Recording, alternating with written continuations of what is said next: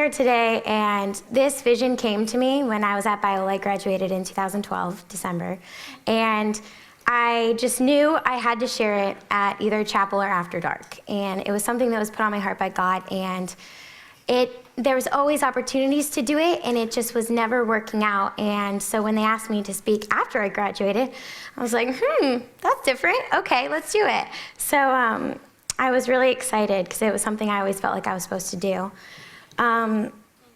This story is really hard for me, so if I get emotional, please bear with me. So sometimes things happen to you that you don't expect, and you hear these stories from everyone. You know, a loved one gets cancer, or someone gets into a car accident, and you think, it'll never happen to me though. I do everything right, I do everything good. That stuff will never happen to me. And something like that did happen to me. And I learned through this process that you will be given battles and struggles, and you can either focus on the problem and become the victim, or you can choose to learn from your challenges and learn from the situation that God has placed in front of you. I was fortunate, like all of you, to attend Biola University, and I know this because I was sitting in your seat, and I would hate when speakers would say, you guys are so lucky to go to Biola. And I'd be like, cool, yeah, I know. And like, cool, we get to go to chapel, but it's really great. And just like worshiping with you guys and being back in that presence, like, don't take anything for granted, because being around all people who believe in what you believe in is just such a strong and powerful thing. Like he said, I was a broadcast major, and so I was always focused on doing stories and covering different topics and talking to people and spreading, you know, the word and all that stuff.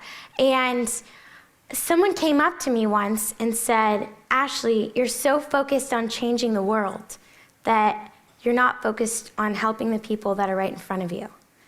And that really hit me, because you know, the people right in front of you are the people that are going to change the world. So I started realizing, you know, between going to Biola, I was so focused on school, interning at all these networks and jobs and everything. But I was dealing with something so much deeper that I kept hiding from everyone. And I just didn't want to tell anyone. And I wanted to brush it off and act like, you know, this isn't really an issue. And just to put on that facade, you know, I'm sure all of us do that on Facebook and Twitter and Instagram, right? Like, hashtag, right? Hashtag LOLs, having fun. I finally, God was like, Ashley, I'm gonna get you. You are going to have to address this. And there was a class, and it was called the documentary class in our major. And I was already like completely stacked on credits. And my friend goes, do you want to do this with me? We can tell some stories she wanted to tell. And I was like, okay. And I go to the first class, and I was like, oh, I know what story I'm supposed to tell. And I told my friend, I'm so sorry, I can't tell the story you want to tell. I have to tell my own. And it was a good thing, because both my friends who I was supposed to tell their story with, they ended up dropping the class because it was too hard for them, too much work. So it all worked out. So I really didn't want to have to face this issue. But I finally did, and it was very therapeutic for me, and it really built my relationship with God. And I want to go ahead and share it with you guys, and I hope that you can just have an open heart. And I also want you to keep in mind that I'm not looking for any sympathy or anything, and that God has used me through this obstacle with my family and really worked through my mom, who's actually sick. So I'm excited for you, and just please keep an open mind. And this documentary is called Cold Hands, Warm Heart. Sometimes it sucks. I'm not going to lie or sugarcoat it. I've slammed doors, hit walls, and thrown things across the room. I've put my hand up just wanting to hit someone. Anyone. No one warned me. There was no guidebook. This is my story. It's called Alzheimer's, and it affects your mind, body, and soul. 1 in 8 older Americans are diagnosed, and 95% of people diagnosed are above 65 years old. That leaves only 5% of people with early onset before they hit senior age. For half of the 5%, it's genetics. For the other half, an unexpected life awaits. It starts with minor memory loss, and as time passes, victims develop problems speaking, recognizing people, and eventually become fully dependent on others mentally and physically.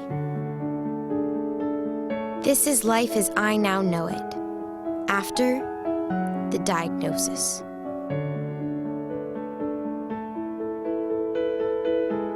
She was an independent and sharp woman, always choosing time with us over her work. She would run us to our soccer games and be the loudest mom in the crowd, whether we were winning or losing. She made friends everywhere. PTA, elevators in the doctor's office, everywhere.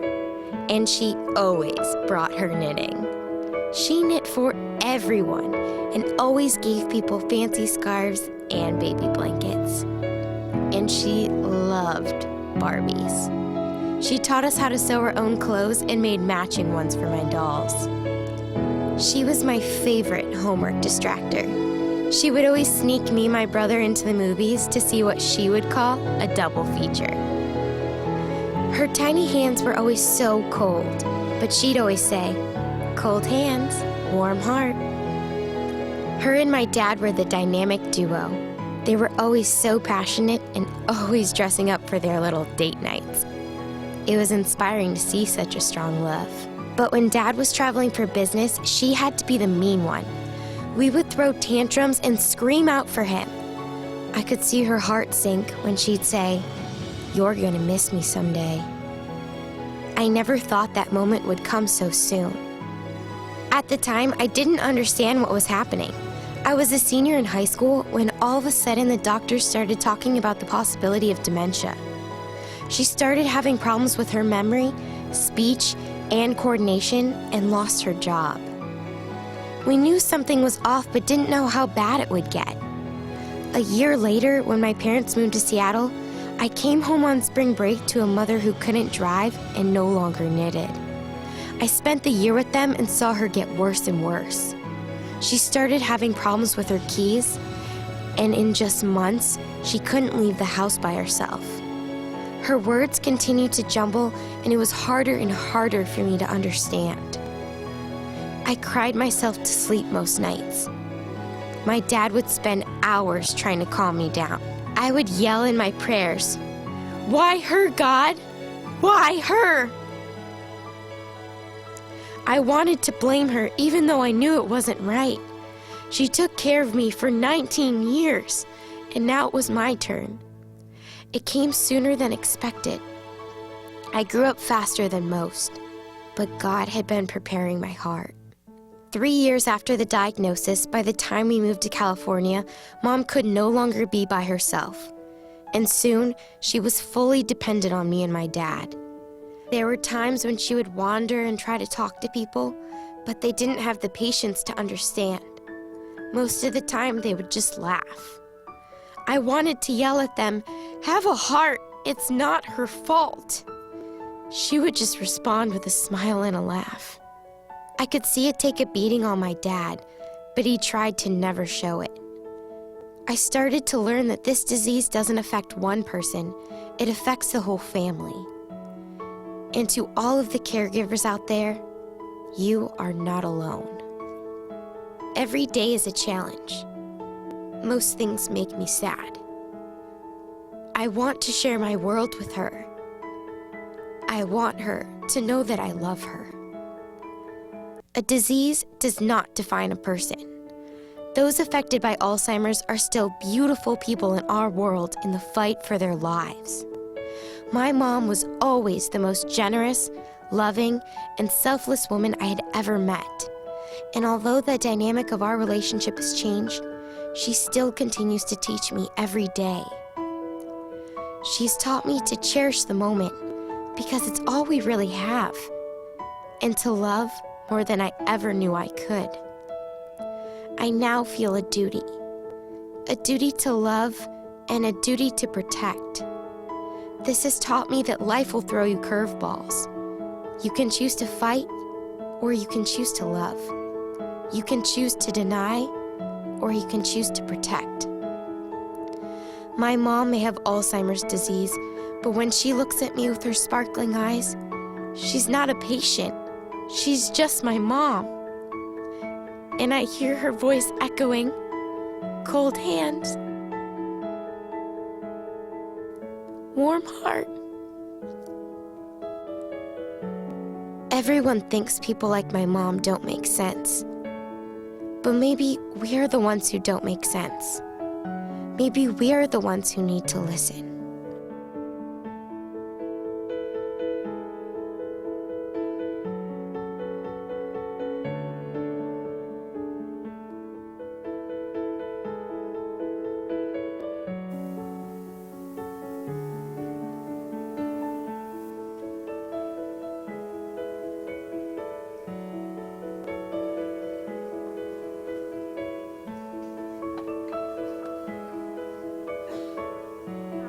So, like I said, this happened when I was 18 years old, and I don't know if you all fully grasp the concept and really things that happen within the disease, but no one could ever tell us what was going wrong. All the doctors would say, you know, it must be aphasia. She started not being able to speak, and a lot of people you might know might have Alzheimer's when they're 90 years old, and they might be saying silly things like, oh, remember that time, Sonny? And you're like, I heard this story 5 times. But it's very different with my mom because it's extremely advanced and she's extremely young for having it.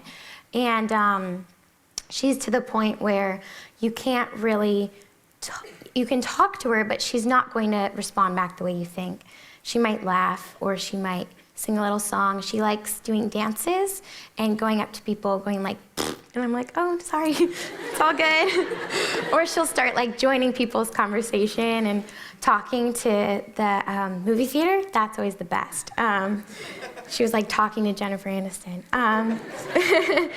But I was really upset because I was 19 years old and my parents said, you can no longer go to Indiana University because your mom's medical bills are too expensive. And at the time, you know, I grew up Catholic and I didn't really understand what it meant to have a relationship with God. And so I was in a sorority and I was really upset that I had to leave my school.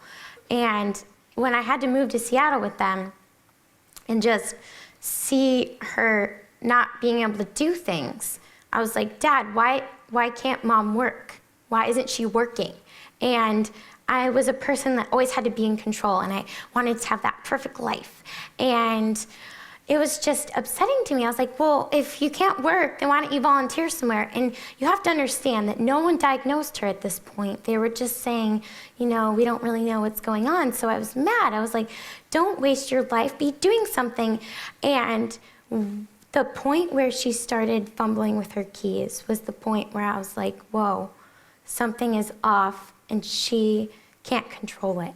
And one day I was so upset and when I didn't know what was happening, I was like, Mom, how about we sit down and figure out what you want to do every day? And I saw her write, gone store. I was like, wow, she's not writing complete sentences. And that was another time I was like, wow.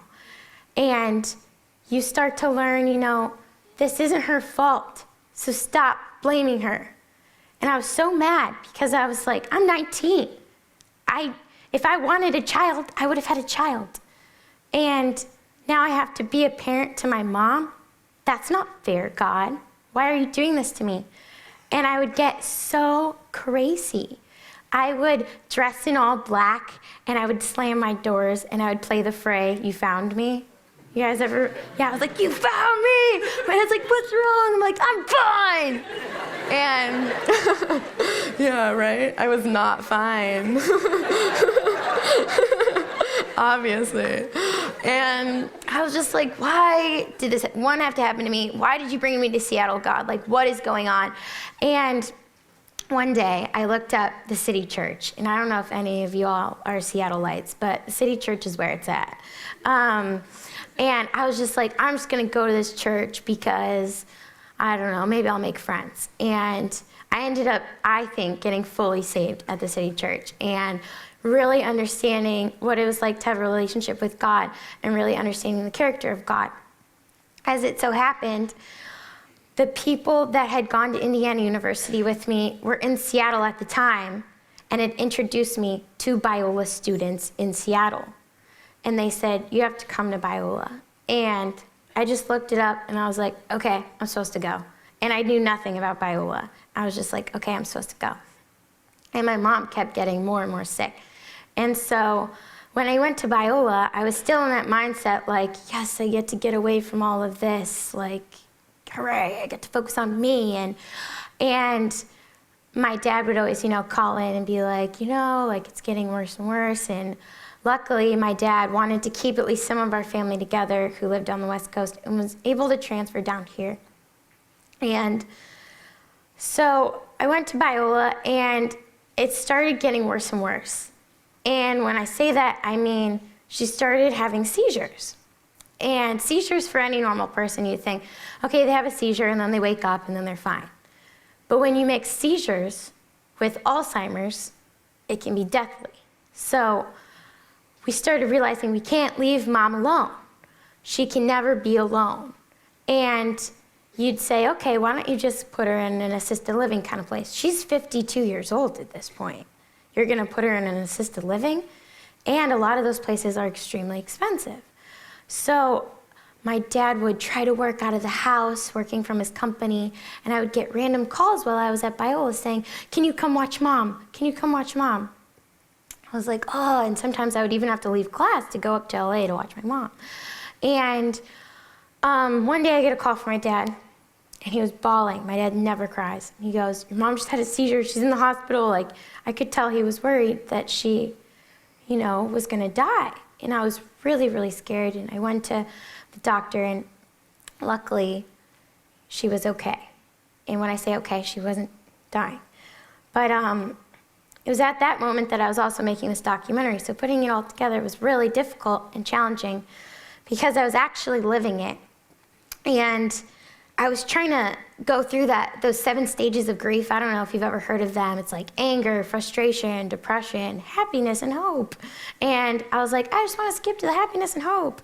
And that just wasn't happening because I was still really upset. But this is why I encourage you all to take advantage of Biola, because I started really understanding God's character, and I started surrounding myself with people that could educate me on what it was like to have a relationship with God and how I can use that with my mom. And I started realizing as I was doing this project and a research project where I was interviewing families all across Southern California who had this disease, that God is not the creator of evil. And 1 John 1:5 says, God is light, and in him there is no darkness at all. And I was like, wow, God didn't do this? It's not God's fault?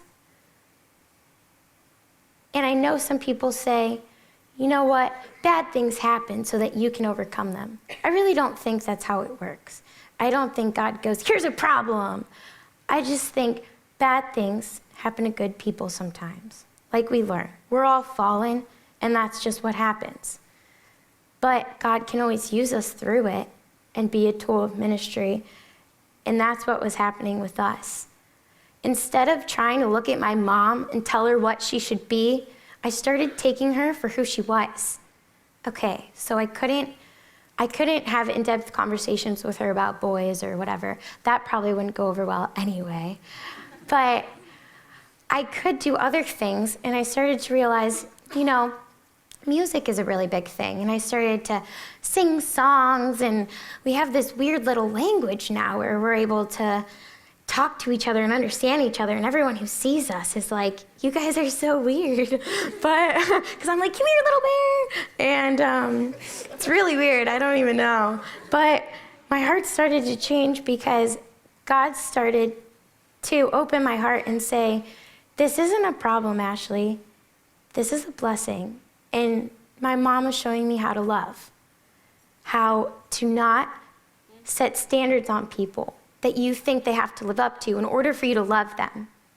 My mom doesn't have to speak for me to love her, just as your parents don't have to speak for you to love them. And it's funny because our generation is so about putting labels on people and so about proving ourselves to each other. Like, especially when you graduate, people are like, what are you doing? What's your job? I'm like, I don't know. Like, do you still love me? I love you.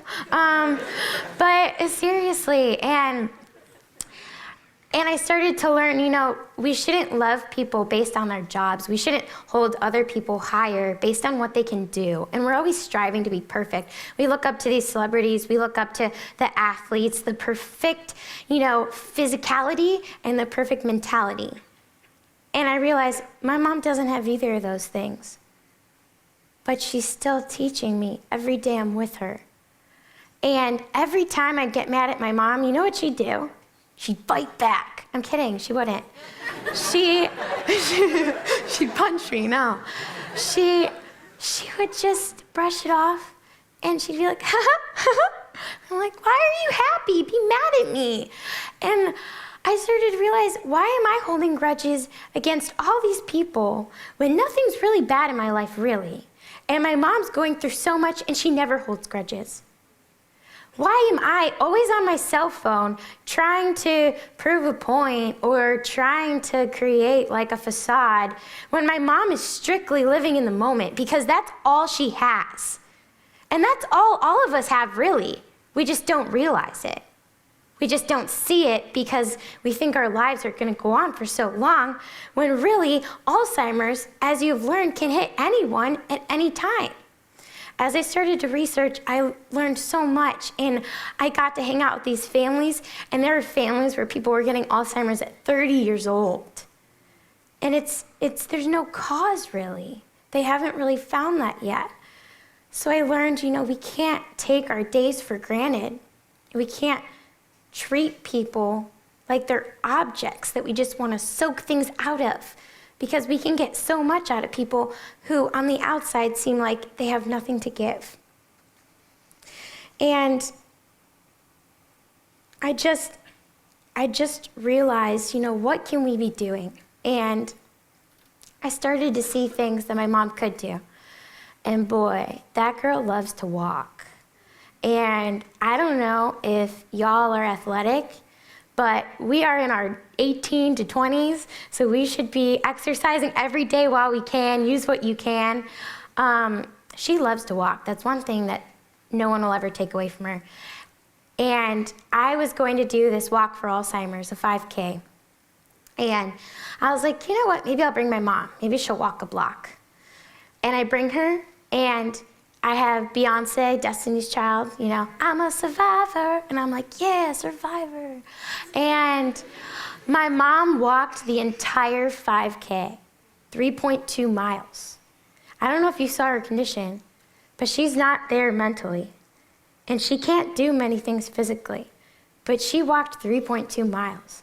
And everyone that saw her was like, whoa, if I can do that, if she can do that, so can I, right? We all can do it.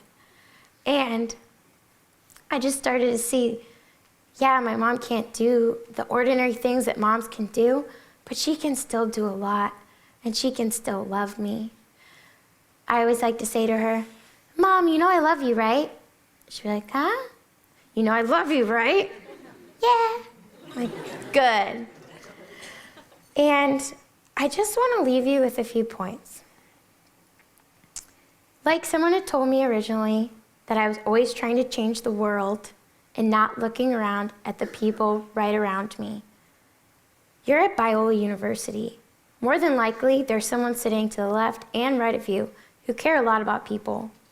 Now's your time to use your ministry and what God has called you to do and who God has called you to serve it with the community around you. When you graduate, you're not going to have those opportunities as easily. And now's the time to do it. So as I was focused on my major and focused on my packages and newsroom, like all my little Eagle Visioners over here, we can focus on using whatever we have to serve others as well. And I want to encourage you to do that. And I want to encourage you to not look past the people sitting to the left and right of you for the huge ministries out there, because those are amazing too. But every one of us has a problem. And more than likely, a lot of us don't want to share it because we're embarrassed. We're embarrassed that we'll get called out on. We're embarrassed that our friends will treat us differently, that they'll say we're sinning, that they'll, just completely abolish us from our friend groups. Seek out those people. Don't be so quick to judge, because you might be able to help them, and more than likely, they'll be able to help you as well. And my second thing that I want you to take away with is that you don't have to be perfect. You don't have to hold everything in and act like you have control over everything. We didn't have control over this, but my mom is one of the biggest tools in ministry that my family now has, and she might not have all the necessary tools to preach to the world, but just her presence is enough. She's more like Jesus than most of the people I know. And a lot of people say, you're so brave, you're so patient. And I'm like, no, I'm not. Hear that 19-year-old that was singing the Fray the other day? Yeah, that still happens sometimes. But the only reason I'm able to get through any of this is because I have the Holy Spirit, which all of you have. So just don't think that you have to take on all this stuff. I was looking up some things and I was seeing, how some people say, God never gives you more than you can handle? And I saw a lot of critics on this on the internet, and they're like, yes, he does. That's a lie. That's not in the Bible. And I started to learn, God may give us more than we can handle, but it's because he wants us to depend on him. Makes perfect sense. We all know that. And this was way more than I could handle. Like I said, I literally was thought I was going to die of depression. And God was like, hey, stop trying to solve this by yourself, Ashley. You know why? Because you can't. You need me. You actually need me. Okay, God, I got you. I actually do need you. One of my other points is to stop seeing for people for what they can do. Stop seeing them for what strength they have or what job they have. Stop looking at them as an ends to a means. In the entertainment industry, I see that all the time. It's disgusting. I hate it. People only want to talk to people so they can get ahead. Where so many other people can change your minds and change your hearts and have such a bigger effect on you than you even know. And they're probably like the janitor. But you didn't care to talk to them because they were the janitor.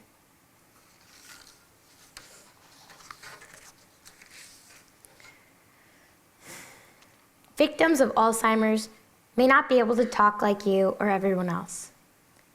They may not be able to answer your questions or even acknowledge you.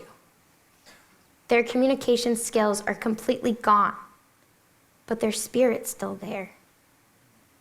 And God calls us to love every single one of his children, people with disabilities included.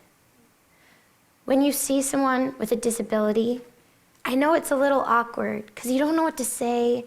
You want to look like you care, but you don't know how to care. Find out a way to care. Talk to their families. As I was doing my research, I've been focusing this a lot in my Biola career, I guess you could say. And I started to learn that only 5% of those with disabilities are really sought after in our churches to minister to. And a lot of our community think that those people are already accounted for, that God's got them covered. And although God knows what's going on, that doesn't mean we can just ignore them and not acknowledge that they need us too, and that they need our prayers too. We need to learn how to seek after those people. And it's not as hard as you think. As I was talking to these families, one mom, whose daughter was 23 years old, her dad just passed away from Alzheimer's. And her mom goes, you know what's the best? The best is when families just come up to us and bring us dinner and talk to us. Or we go out for dinner. So easy, right? Dinner. You wouldn't think that that'd be your all ministry purpose. They just want someone to talk to. And a lot of these caregivers, there's a statistic saying they die faster than most as well because they're so stressed out all the time. They're juggling things financially, mentally, physically. And they need you too. So just sitting down with the people around you and listening to their story, get a cup of coffee. It doesn't take much, you know? It really doesn't. And I've learned so much from my mom, and that's to really live in the moment, not get so mad at people, because it's silly. Why are we all so mad all the time? Why are we so quick to anger? Why? I feel like you guys should answer, but it'd be like a million answers. She's not angry at all at anyone. And she really reads the room. She'll bring you happiness without even trying. And it made me really realize that I've been dealing with this for 7 years, and that's a long time. And I started getting scared because it seems like this is all I've ever known, that I don't remember those moments, and I brought some of them up in the documentary, but I'm starting to forget. And the only thing I have right now are my journals. And I know some of you may write and some of you may not, but the main thing I want you guys to leave with is to really appreciate the people around you, because especially with all these shootings, shooting in DC the other day, we are not guaranteed any days like we think we are. And if we don't really appreciate our time, we're gonna regret it. And I know a lot of me did at first.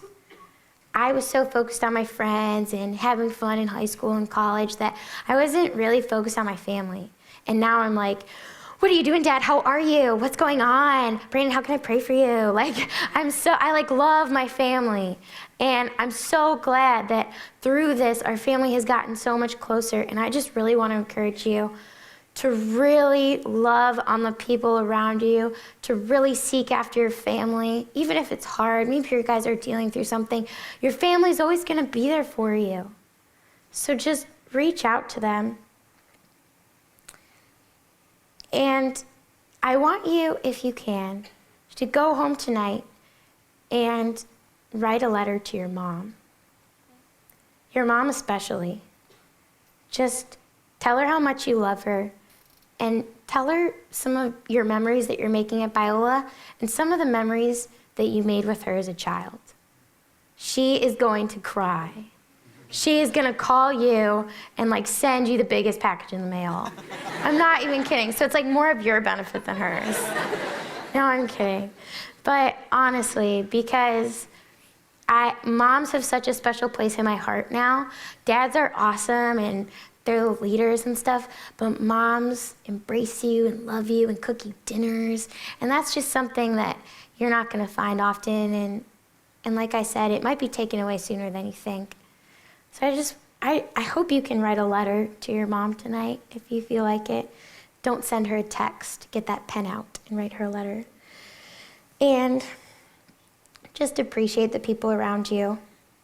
And when you see someone with a disability, I really want you to find a way to embrace them. Because Jesus didn't just acknowledge the people with disabilities, he loved on them and embraced them.